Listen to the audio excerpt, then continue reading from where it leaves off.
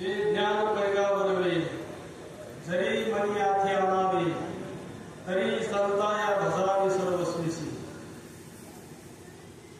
वक्रतुंड महाकाय सूर्यकोटी समप्रभ निर्विघ्नं कुरु मे देव सर्वकार्येषु सर्वदा सर्वमंगले मांगल्ये शिवे सर्वार्थ साधिके शरण्ये त्र्यंबके गौरी नारायणी नमोस्तुते। ओम ब्रह्मानंदं परमसुखदं केवलं ज्ञानमूर्ति ब्रह्मातीतं जगत्सदृशं तत्त्वमस्यादि लक्षणं एकं नित्यं परमचलं सर्वादिसाक्षिभूतं भावातीतं त्रिगुणरहितं सद्गुरुं तं नमामि सद्गुरुं तं नमामि। ज्या संगतीने विराग झाला मनोदरीचा जडभाग केला साक्षात परमात्मा भेट दिला विस्तृत सारे सद्गुरूंना विस्तृत सारे गुरुचरणा।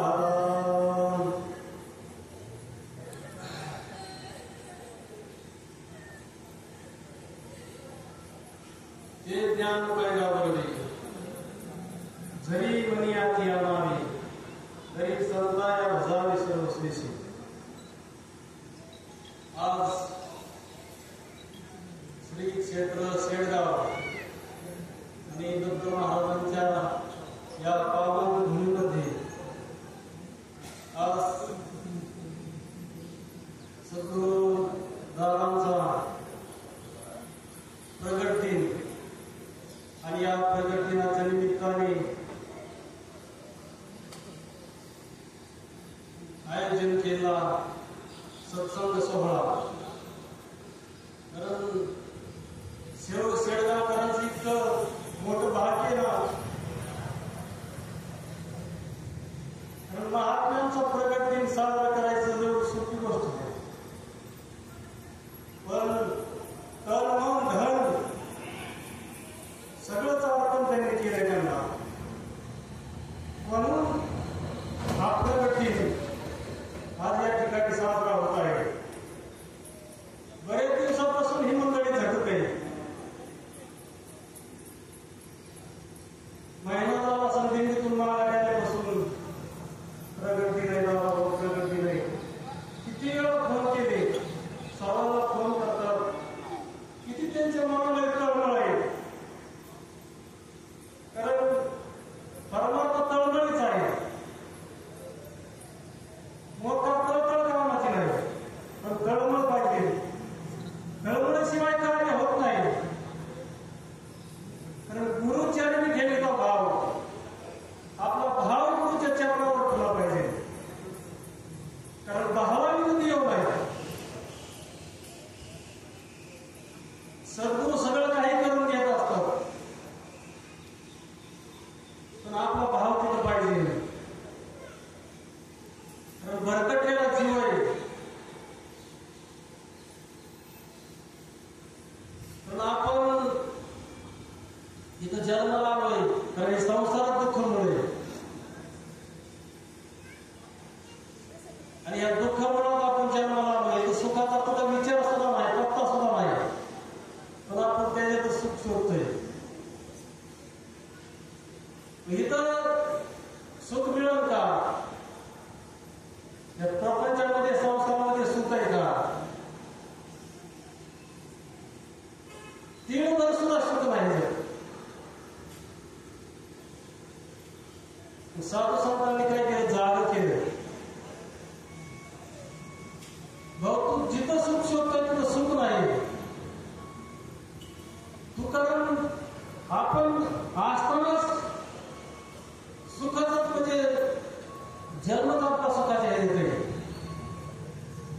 कारण बाहेर आल्यावर वाढा लागला का ते कधीचा, आणि मग तिथंच म्हणजे आपण काय झालोय, कधीचा वाढा लागला तिथं आतमध्ये म्हणलं होतं भजन करेल, पण ती भजन करायचं सुद्धा विसरून गेला बाहेर का वाट लागली. आणि मग तिथूनच आपण काय झालोय, विसरले तयार थोडं झाले खाली आणि पचतीला खाली चालू एसीच्या. इथून आपण जर विसरलोय तर किती दुःख आहे, किती दुःख आहे. आता दुःखाचं मला सांगायचं थोडं, खरंच लय ज्ञान सांगत बसण्यापेक्षा थोडा अनुभव महत्वाचा आहे. कारण मी माझं स्वतःच सांगतो, मी ज्यावेळेस जेवणात आलो, माझं नुकतंच लग्न झालं होतं. नुकतंच लग्न झालं त्यावेळेस वडिलांनी माझी साथ सोडली. वडील गेले, एका महिन्यातच माझी बहीण गेली. बहीण गेली, मला दुसरी आई होती, ती सुद्धा एका महिन्यात मला सोडून गेली. लहान भाव होता, किती दुःख असं मी माणसं सोडून गेली. आणि ह्या दुःखाच्या म्हणजे काय करावं मला सुचत नव्हतं. वेड्यासारखं झालतो मी, इतका वेड्यासारखं झालतो की जगायचं त्यासाठी, की करायचं काय, म्हणजे नको नको झालं. मला माझा जीव सुद्धा असं नको सुद्धा, इतकं मला दुःख झालं. आणि ह्या दुःखातून कसं सावरायचं त्यामुळे मी धूम्रपान करत होतो. तर त्याचा आधार घेतला होता त्या दुःखामुळं. कशी तरी संध्याकाळी झोप यायची. इतकं मी दुःखात इतकं मी भांडवून घेतो, काय करावं मला सुचतच नव्हतं. आणि तेवढ्यात दारू तिथे यायचे आणि मग आमच्या घरामध्ये काय करता यायचे आणि दादांचं दर्शन झालं. एकच वेळ दादांचं दर्शन झालं, पण मला मार्ग सापडला. मार्ग दावून गेले आणि दया दिली संतते, तेनेच पण ते चालू स्वतः न पडे गुण दाखवते काय. हे नुसतं प्रमाण आपण म्हणतोय, पण खरा अनुभव काय प्रकटीने अनुभव पाहिजे. तसा अनुभव मी घेतला. तर महात्मे काय असतात, महात्म्यांनी खरंच मला काय मार्ग दावा, महात्म्यांनी आपल्याला काय वाट दावली आणि मग त्यांनी ती भक्तीची वाट लावली. इतकं म्हणजे अनुग्रह घेतल्याबरोबरच सिकंदराव होते, घेतल्याबरोबरच असं धारा लागल्या होत्या. किती दिवसाचं हे दुःख होतं, पण ते सगळं विसरून गेलं. त्या नामाच्या चिंतनाने सगळं विसर पडला त्याचा. आणि मग इतका मी त्याच्यात मी रंगून गेलो. रोज सावरला नित्यने, मग कसं तरी त्यातून सावरण्याचा म्हणजे मार्ग मिळाला. आणि मग सावरत काय करायचं, मग ती वैराग्य असतं. पुढं वैराग्य आलं. मग गावात आम्ही पुढाकार घेतला. मग गावात मंदिर पडाकडे जाईल, मोठे कापणी. तर एक महान मोठा महात्मा होता आणि तो वागल्यानंतर देवाकडे कोणी बघतच नव्हतं. आणि मग त्या देवाला जायला रस्ता नव्हता. JCB लावली, गावातली पोरं जमा केली आणि मग JCB काटे काढल्या. आणि काटे काढून वर गेलो तर मोठ्या सापाच्या कापणी होत्या. मला समजला एवढा रस्ता केलाय, पण इथं वर थांबायचं म्हणल्यावर कसं काय, इथं तर लय अवघड आहे. मंदिरावर सुद्धा कापणी होते.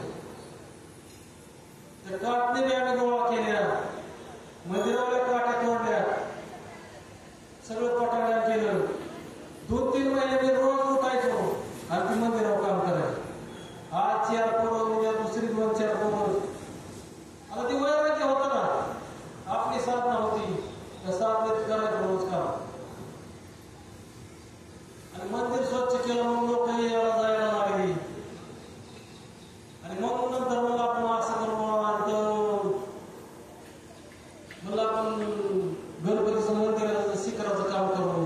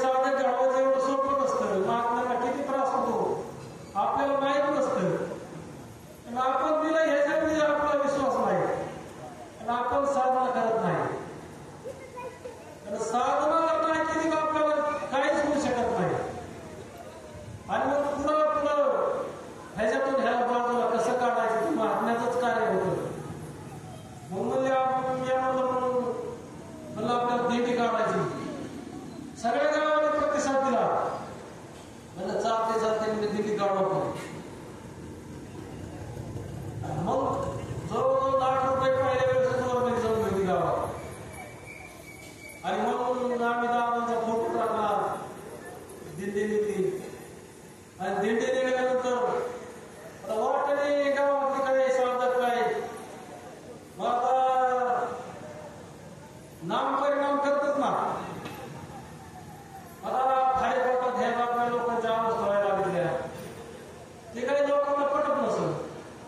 मग ह्याच्या अंगातच येत आहे कुठं काहीच होत आहे. आणि गडी काय काय तर वाटानेच घ्यायची. आता घरामध्ये गडी कशाला काय यांना काय दिल्लीचा कुठला औषध सगळी आले. आणि मग मध्ये शिवले तुमची लोकच आमच्या लोक दुसऱ्या वर्षी आता मग आमच्या लोकांनी जायचे कुठं हे प्रश्न महत्वाचा आहे ना. तुमची लोक म्हणले होता ती मला बी म्हणलं ना माझ्या सगळं आलं सगळेच लोक. मग मला आपल्याला दादाची दिंडी काढायची म्हणजे सेपरेट आपल्या सगळ्या साधकांचं म्हणजे नियोजन होईल म्हणजे हे जग. आणि मग दादांच्याच कृपेने दादांची दिंडी निघाली. आणि मग साधकांना भरपूर सगळ्यांना आनंद काय ते दिंडीच्या वाटाने हा सुख सोहळा स्वर्गी नाही स्वर्गात गेल्यासारखंच वाटतं. पावला पावली स्वर्गच कारण वैकुंठात गेल्यावर पावला असं वाटतं. प्रत्येक पाऊल टाकलं की इतका हा सुख सोहळा स्वर्गी नाही स्वर्गात सुद्धा लागलेला असतो.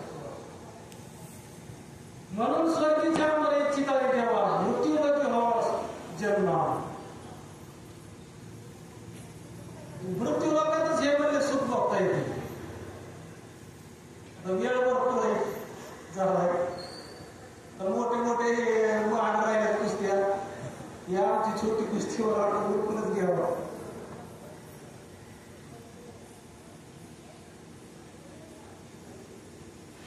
कुंडली